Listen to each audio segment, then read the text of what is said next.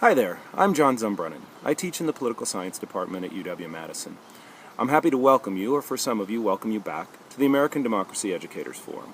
As you know, this year we're going to be talking about the concept of representation. So come on, let's get started. Lots of textbooks talk about representation in terms of delegates and trustees. The delegate view of representation says that a representative should always act as his or her constituents would act. The trustee view says that a representative should use his or her own best judgment, even if constituents would disagree. That's a useful enough distinction, but we're going to complicate the question of how representatives should relate to their constituents by asking some additional questions about representation. Who, what, where, when, and why. First, who is represented? Both the delegate and the trustee view have something to say about the relationship of representatives to constituents, but they both leave open questions about who the constituents are. Just who does a representative represent? Only those who voted for the representative? All those who voted, no matter who they voted for? The adults in the district, or the children too? Just citizens of the United States?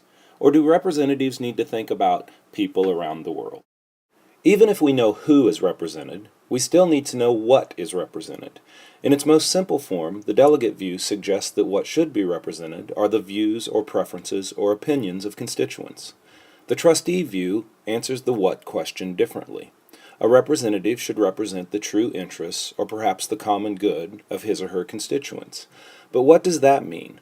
Are the true interests of the constituents their economic interests? What about constituents' non-economic concerns, like justice or goodness or equality or truth? Those sorts of who and what questions might be familiar enough from delegate and trustee ideas of representation. Most arguments about representation, in fact, involve some claims or at least some assumptions about who and what should be represented. So let's think about some less commonly asked questions about representation. What about where representation occurs? This has in fact always been a hotly contested question in American politics. Should representation take place in Washington, D.C., or in the state capitol, or maybe at the city level? Or consider the idea that county seat towns, like my hometown of Clinton, Missouri, should be no more than one day's travel from any point in the county, so that citizens can easily make it to where their representatives are. For a different angle on the geography of representation, consider the deal by which Thomas Jefferson and James Madison got Alexander Hamilton to agree to locate the new federal capital in Virginia rather than New York. Closer to home, does it matter for state-level representation that Madison is located in the south-central part of Wisconsin?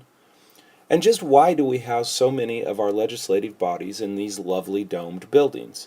Why not open-air amphitheaters? Or does real representation, in fact, take place in the streets? Next, when does representation occur? At election time? Between elections, as officials respond to public opinion polls or constituent letters or visits to the Capitol by lobbyists? When representatives take the final vote on a bill that's made its way through an extremely complex legislative process?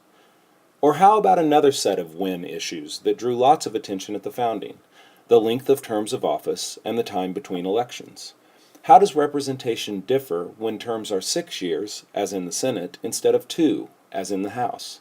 What if we held congressional elections annually, as the Anti-Federalists wanted? How would that change the practice of representation? There's no simple formula for defining representation, just lots of good questions for us to ask. As we think about different arguments about representation, we'll want to sort out the claims being made about who, what, where, and when. When we see each other on campus, though, we're going to start off by asking why. Why, that is, do we want representation at all? Jean-Jacques Rousseau will help us start that conversation, and that's where the critical reader begins. Before you head there, though, here's what the returning ADFers have been waiting for: more footage of my dogs. Here they are fighting over a blue rubber chicken.